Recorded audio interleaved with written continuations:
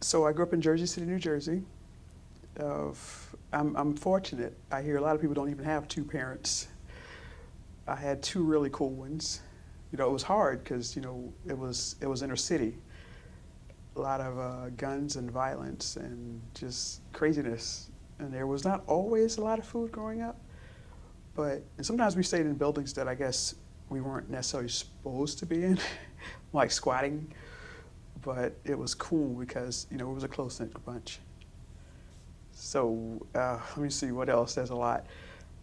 What do you want to know besides that? How many brothers and sisters do you have? Are you the oldest? Are you the youngest? Are you in the middle somewhere? I'm one of the last. I'm in the last five group. I have between marriages, just relationships. I have like 3 sisters and 12 brothers. So we didn't all grow up at the same time together, but it's a big extended family. Tell me about the time that you found out or kind of knew or discovered that you were interested in joining the Army. Well, growing up, I got into, I don't know when it happened, but in school it was discovered I had mental illness, and it took years to come out of that, and it was schizophrenia. Later, I found out by diagnosis with psychotic features. That's when you hear voices and see stuff at the same time. I came out of that by some faith and some belief. I mean, that was a God act, because apparently the number of people that come out of a deep psychotic break is very small. I came out of it, and I knew where I was living at. It needed some kind of. I had to get out of there somehow. But the most I had to go on was my dad was military, and I went across the street at night to a phone, and I get on it, and I called the Marine Corps, and I'm like, "Yay, can you get me in?" And they're like, I hadn't heard. They told me for the first time, the military did. They said, you have a diagnosis, and they told me my diagnosis, and I hit the ground. I was like, yikes. I called the Army. I'm sobbing. I'm like, this is it. I need help, and and they said, you know what, we'll take a chance on you. And the guy's name was Gary. I can't remember. It was a very long Polish name, but something like Ganowski, but his first name was Gary. And he got me into the military, which was amazing. I was not sane at the time, but I was coming out of it. And bigger joke is my job in the military. I was a psychiatric counselor.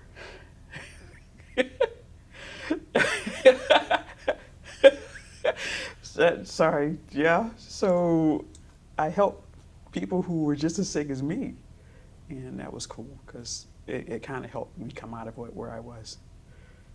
How long did you stay in? Oh man, the military I stayed in 2 tours. One was 6.5 years as a counselor, and the second tour was logistics, so it was 10 years. Where'd you get to go? Oh man, I got to go to Afghanistan, and I mean that place was beat to hell. I mean, there's no buildings. It was just blown to smithereens. The areas we were in. We were at Gardez. It was crazy because we were on a blackout fob, and that meant the lights had to go off, and you couldn't see anything except whatever you had in your hand, like a little pin light, and it would be scary because their dogs there are like Great Danes, so you're out of the fob, just strolling down to go get your shower because you had to take your shower almost a mile away to walk down, and you start hearing this growling. And it's pitch black dark, and you just see eyes. And they're about your height. So it's like, damn it. So you pull the weapon and get ready to shoot, and then it leaves like, the weapon had a scope, so you clearly see like this emaciated Cujo staring at you. And just, you're lucky that they like, this is not a fight I want. So that was good. Because over there you get in trouble for even shooting a puppy. So even if it was coming at you to eat you. So then, that was, and the coolest thing about Afghanistan is when you look up, the stars, here there's a lot of sky with a couple of stars in it. Over there is no sky, and it's all stars. and you're on the mountain. You're on such high mountains that you could just touch these things. And everything about it to me, it was like this very dark time that anything that was beautiful became gorgeous because the backdrop was so dark and ugly. You know, we had a lot of kids and a lot of the Afghanis that we were helping us build a fob because we built a new one. There was nothing there. But then there's reports coming across that the Afghans and Afghan police who were right next to us were killing us in different locations. So it was weird. It was a very strange time. You're shaking hands with somebody and you're both watching the news where more people, the cops have turned and killed us. So it was different. It was different, but yeah, it was a time. How many other women were in your company? Oh wow! So it was like 200 people, and women, I'd say it was probably maybe 30. Maybe 30. Yeah. Was there a group of y'all that got together? Was there?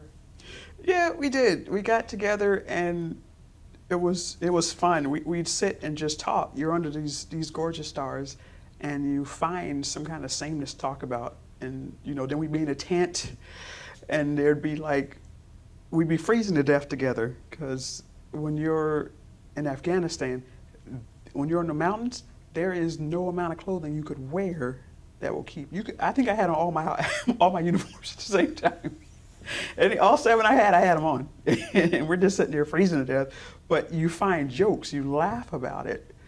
And it's just cool. We're sitting there freezing to death, but we're still talking about, can I borrow your hair conditioner? Or can we put on some makeup? And we were just putting makeup on each other. It was fun. You find a sameness in the company of other women. It How made did it the men same. treat you guys? The men, they didn't treat us bad. I think one of the biggest stressors with me was a few of us would sit near the end of the tent, and a lot of times the Afghanis, when no one, we had security, but it was more outside the perimeter, and they were in it. And you'd have this tent door opening and voices, and it's pitched like 2 o'clock in the morning, and you're awoken by a male who was Afghani, saw me stepping in a tent, and he's staring at us weird, like sexual. It was just weird stuff like that. But our guys treated us well. I remember needing a favor. I needed some guys to help me move some weapons to our new armory, and they were exhausted. They just came off a long convoy. So they did not put their uniforms on. So a lot of them came out, they were in their underwear. And just to keep themselves occupied, they started doing drills. So they would be for no reason, hey, come on, doing the drills and with the weapons running in their underwear. And just all the way for the whole half a mile. And I'm in just the van staring at them. And they were just doing it for my benefit. It was just how to pass the time. But yeah, they were decent. It was a very decent experience. How long did you stay in? In where, the military? Yeah. 10 years. The second deployment, though, Afghanistan was probably the best part of the second deployment. The last 4 years, it was a different monster. I went in the first time out of high school. The first time, the military, when you're only in one war, or conflict, or whatever the hell they call it, they can tear you down and build you back up. What people don't know is the reason there's so many suicides and all this stuff happening, not just because now we're coming in the little 12-year-olds are coming in now, but they tear you down, there is no time to build you back up again. So they tear you down, get you to push-ups to be one unit, but the whole rebuild up doesn't happen, you get kicked to war. And I think the military, when they are, the commercials, I think they're like cigarettes, they're going for the damaged people to get them first. Because in the military, when the Army says be all you can be, and this is a love I have for the military, don't get that wrong, but when you hear be all you can be, a person who is already in college and doing good in life, that does nothing for them. The inner city kid who grew up, in a broken home or not enough food, or they hear be all you can be and they come running. But in these times, the 2 wars, it's just a meat grinder. So you're torn down and then thrown into a machine that's going to chew you up and spit you back out when you're done. So What happened when you got out? let's see. In between, when I got out, I became homeless twice. Y- it's like the military is like if you're in something like a fire or something that's really, really crazy and you're staying in it for 10 years, you don't realize you got out that your skin's burned because you never leave it. You stay in that heat. And when you get out, it's like there's been screaming the whole time and you get out and then it stops. And only then you realize you've been in this loud vacuum of craziness the whole time. So. How'd you become homeless? What happened? It's unusual. I guess people do it for different reasons, or it happens different reasons. I got sick of people. I got sick of it. It's so weird because it's not like the way we're sitting right here. You're not used to that. You're used to wondering if somebody's going to kill you.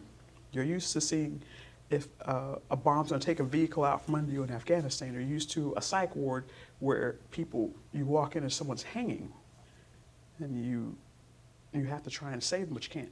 All this stuff, and then you're out here, and it's like, hey, let's sit down and have a latte. And it's the dumbest thing in the world to say. Even now, out since 2011, it's just stupid. I enjoy it, but that was more real than what this is right now. I think that just stays that way. So when I got out, you start hearing these big concerns people have that are so small, and it's so noisy. It's a different kind of noise. It's annoyance. The annoyance you have over not getting a latte right when you make an order. And then the people, the family, they want back who they sent in. You're not that person. I literally just decided I would get rid of all the possessions that I wasn't used to anyway. And I just threw everything away and I turned myself into homelessness. So where'd you go when you decided to do this? Streets. Just streets of Houston? Or? Mm-hmm. It happened once in D.C. and then once in Houston. And So tell me about being on the street in Houston. What was your first night like? thank God for Houston weather. I see why people come here. It's just warm, and you don't have to worry about being cold. This is the first warm place I've ever lived in my whole life, even in or out of the military. It was cold. I didn't worry so much about sleep because I don't sleep that much, and it doesn't make me exhausted. I'm not exhausted. And as far as worrying about someone hurting you or someone trying to kill you, that's also normal. So I had no ridiculously heightened sense of that. So it was really peaceful though. It was really cool. I mean, when it first started, like in DC, I decided to put all my stuff away. And when I did that, I lived in the unit. What do you know when you put stuff, storage unit? Mm-hmm. For a while before I went homeless.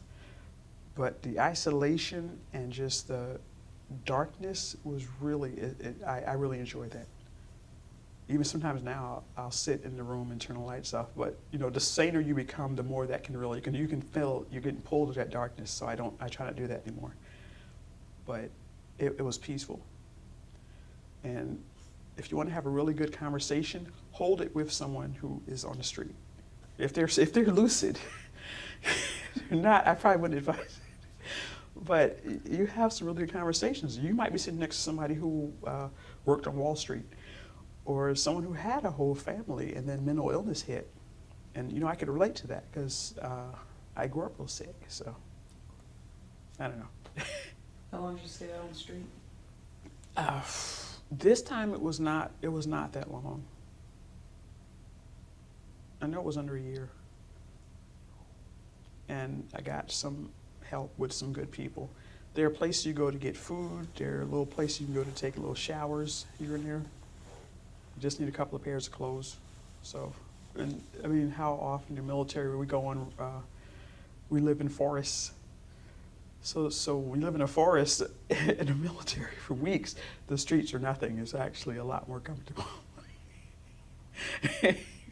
can't believe you're sitting here laughing and I'm actually laughing with you. It was fine. It was fine. So how'd you get involved with the veterans in Houston? When I got taken off the street, there is the most amazing place. And no, it's a secret. It's Midtown Houston. If you do hear about it, it's something negative, but it's like, it's a city of veterans. They don't like when I say that about them. They're a vet city.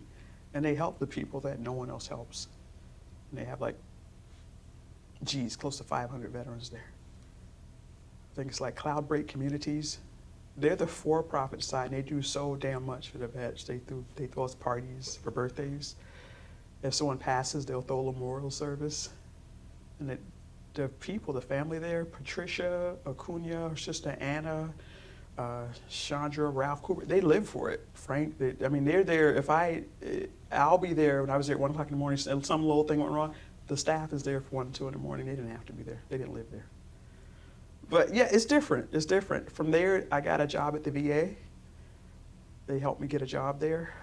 And US Vets, who's the nonprofit there, they come together and they do a lot for us. And that was my first, I got hired as an outreach as an outreach part-timer. And within 6 months, I was hired as a full-time case manager, which was really cool.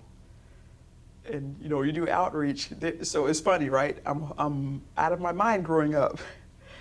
Then I get a job as psychiatric tech in the military. I'm homeless, and the first job I get is homeless outreach. So God has a sense of humor. Was there something that happened when you were homeless that made you want to come out of being homeless? Was there, did you just make up your mind one day, okay, I'm done, I'm ready to go back? Yeah, that happens each time. There's a point where there's an exhaustive point that I have to leave.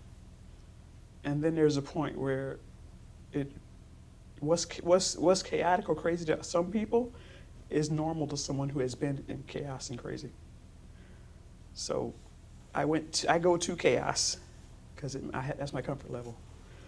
So hanging out where I could be killed, or staying up all night, just enjoying the night sky, hanging with people, watching your back. Sometimes you got to push some people away, But then after a while, it's like, okay, all that negative, crazy energy is calmed down enough now, and now I can go back. So I did.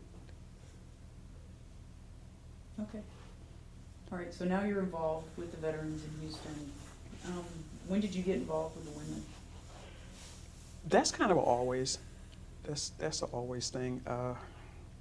But let's see here. So this year was very cool. I got to hang with the Initiative for Women Veterans Day, and Romaine Barnett and a lot of really cool people, yourself included. It's been a wonderful experience. I got to meet a lot of very cool people, and I got more involved in. Well, I was always doing things like visiting, females in jail, all vets. But then I found out some information that was terrible earlier this year. Someone went to Harris County to do a visitation for the females, for just different, I guess it was for everyone, not just females. A female who had 3 kids, no one got to her in time because it's hard to track the vets. And by the time they did, she got sentenced in a civilian court to, I think it was like 10 years. If we'd gotten to her faster, we could have put her in a veteran treatment court, which was a deferred program. She could have got help versus jail.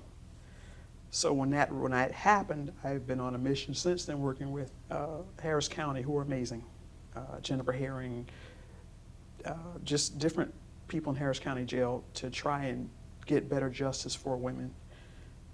It's like everything else. It took a while for people to realize females are veterans. They don't. You go to VA now, they're much better at it because there are initiatives being put on to ask if the female you're talking to is a veteran, not a spouse. But so if you think it was hard for people to realize that women served in the military, imagine the jail system. They do not believe female veterans are in jail. Terrible thing with that, because you have the Stars and Stripes for males, but there's nothing for the females. So how do you even start? getting awareness out? I mean, it seems like such a huge task.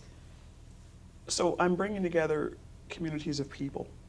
Every line I can get. I'm working with Sabea of the Harris County Sheriff's Office, Sabea Reyes, and Jennifer Herring. We're trying to. We have to find a certain amount of number. I believe to start a tank, there has to be 24 women in that jail at all times. I think there probably is, but we have to prove that, and then we can open up a tank. But yeah, that's I can't even imagine. I did an event and brought in for the first time 13 females in the Harris County Jail. It broke my heart because they didn't know about each other. The males in the Stars and Stripes program, they see each other all the time. There's a camaraderie, and camaraderie can keep us sane. And there's camaraderie. Then also they're in one place. You can walk in and give them. It's like concierge. They're located there. You can just walk and give them any service they want. But the women that are lost all over the place in the Harris County Jail, they're getting sentenced because we can't tell them about the Veteran Treatment Court in time. And they're getting no help at all. So it's a big part of my heart right now to get them as much help as humanly possible. Let's talk about Hurricane Harvey for a few minutes. Have you ever experienced a disaster in your life before Harvey? Okay, so it wasn't natural. And I was stationed in Landstuhl, Germany. And Ramstein had the show of the air show. The jets hit. One jet kind of fell on top of the emergency equipment, of course, and the other jet napalmed up the audience. There were body parts and stuff. So we had that it wasn't natural, but it was an emergency that we had. So and then a natural, no.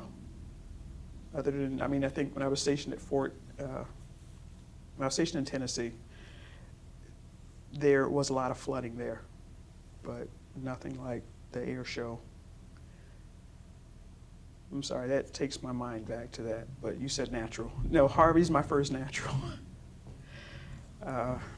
What did you think when you saw it sitting out in the Gulf? Harvey? Yeah.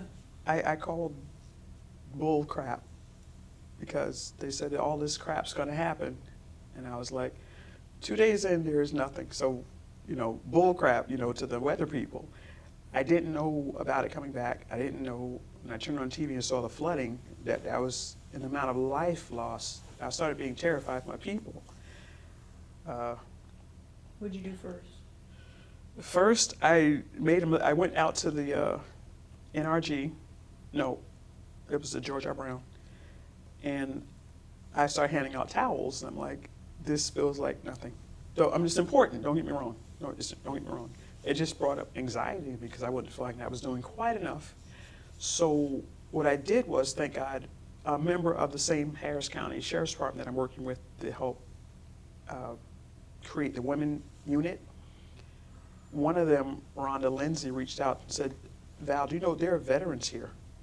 So, of course, I came running down, and I have a giant flag that Rhonda gave me as a gift, her and Jennifer Herring. And I brought it with me, and I came to talk to the two vets. And they said, there's more of us here. So it was cool because the George R. Brown gave me a table. And I said, is anyone specifically here for the vets? And he said, the VA. And I was with the VA side by side with them. The VA is a great organization. They did so much to help. But I threw off my flag down to help the vets see the table. It was the only table that had an American flag draped across it. And I went out, one vet, they said, he won't get out for anything. And I was like, what's wrong? And it turned out the guy's like 70-something years old. It was so cold. It was freezing in that place. I think they did it because there was so many people, but it was really freezing. He was getting migraines from the cold, and he couldn't get up. He said he can't move his limbs. So I went over to the clothing part, and I got him a hat, a jacket, sneakers, socks, and all of that. And he got up for the first time in weeks, and he was walking around.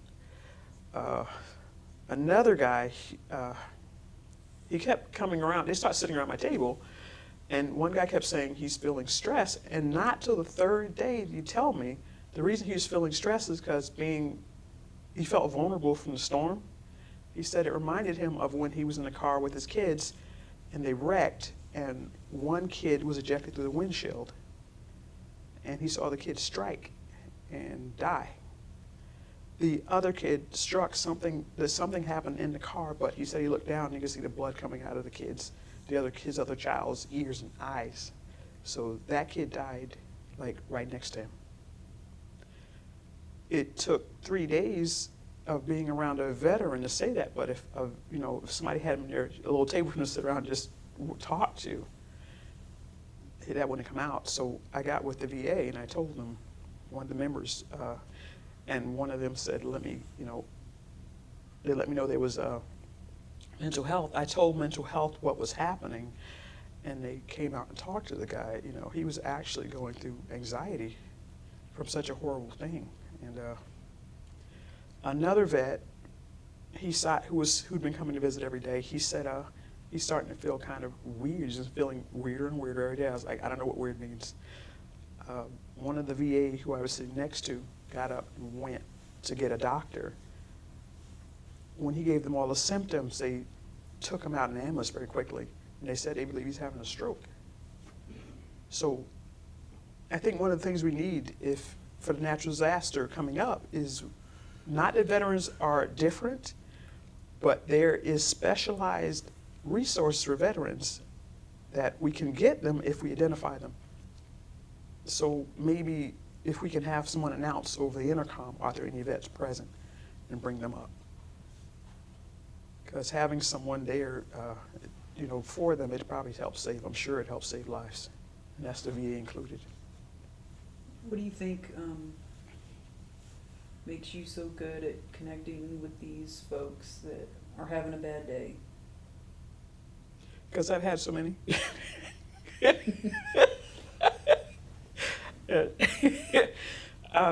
That's, because people ask me why I grin so much. It comes from a very natural place where stuff just has to be funny. At a certain point, it has to be laughed at, because otherwise, what do you do?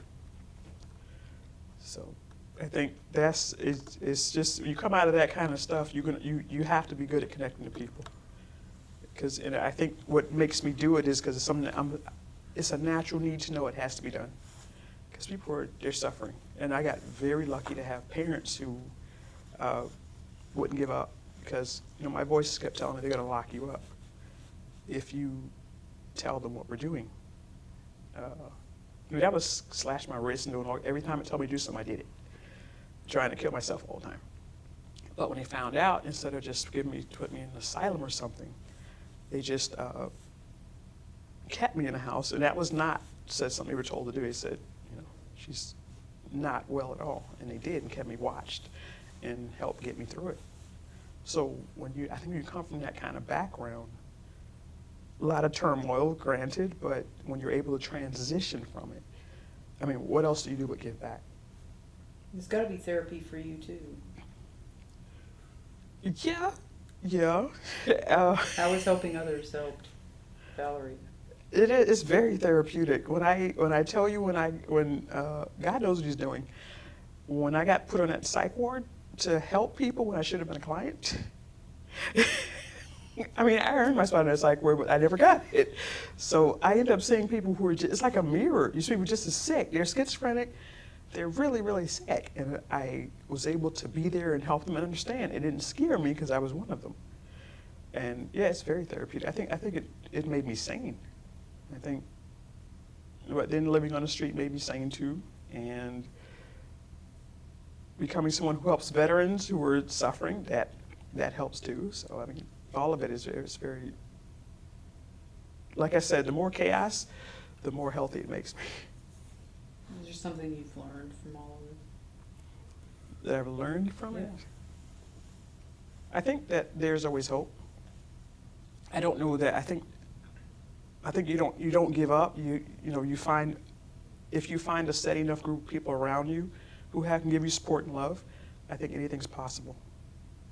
So if I learned anything in life, especially coming out of what I did and seeing the amount of amazing people that are just existing in this world, the angels that are everywhere, yourself included, I think You give me a lot of credit. You deserve your I've got credit. a lot of dead wood, and I'm working on myself. What'd you do after GRB? What have you been doing recently to help mental health with people?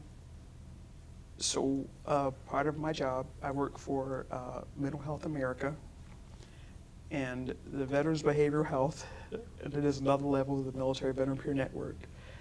And what I do, part of my job is to do jail and reach and to help provide mentors for the Veteran Treatment Court. So what I'm trying to do is, it's a lot.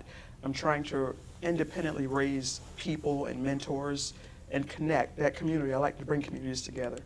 So I bring communities together so the veterans can have support for female veterans, so support for male veterans and their families. And to just create something that people can have as a cushion and people don't feel so isolated and alone when they get out. Because, the camaraderie takes us down because we don't have it anymore. And it was such a powerful part of our lives for a lot of years. And now I don't. And that hurt me when I got out. That's kind of why I went homeless. So I don't want anyone to ever feel the way I did. So I bring all our angels, yourself, and everyone together and just try and make it better for everybody else. What do you like so much about Houston and the people here? Friendly. This place is 4 hours wide, and it doesn't feel like a big, crazy city. Everybody is so kind and friendly. I don't even know how that happens here. Just warm, like just angels everywhere. If you say this person needs help, everybody jumps in. A lot of the casualties of Harvey were not from the flood. A lot of them were for people who came out to help. So this place is above average for. It helped me get sane for the first time in my life, really. I mean, I got sane in the military, but it's helped me. The homelessness, the homeless for me is just escaping, going back to chaos. But being in Houston has smoothed those edges out as well. I don't recall. It's been 10 years since I was homeless last time. And that need is now foreign to me. I've transitioned past it, and that's because of the people I've met here. What would you say about the group of women vets here? The community of women veterans, I'm trying to do everything possible to bring us together because women especially, we isolate. We don't even recognize that we were military. We don't recognize that we even served. We don't want to say it, depending on what we've been through in the military. We transition past like it didn't exist. We blot it out. But yet when you see us together, coming together and talking, it's like the happiest moment anyone's had in a very long time. It brings all that back, and it brings back a sameness and a saneness.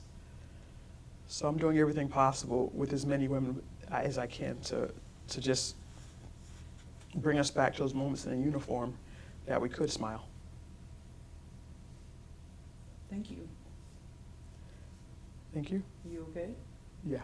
That wasn't so bad. No, it was not. I kept thinking I'm going to cry. Sometimes I make people cry, but I'm not in the mood today. I was fighting not crying, so thank you. Oh, you're welcome.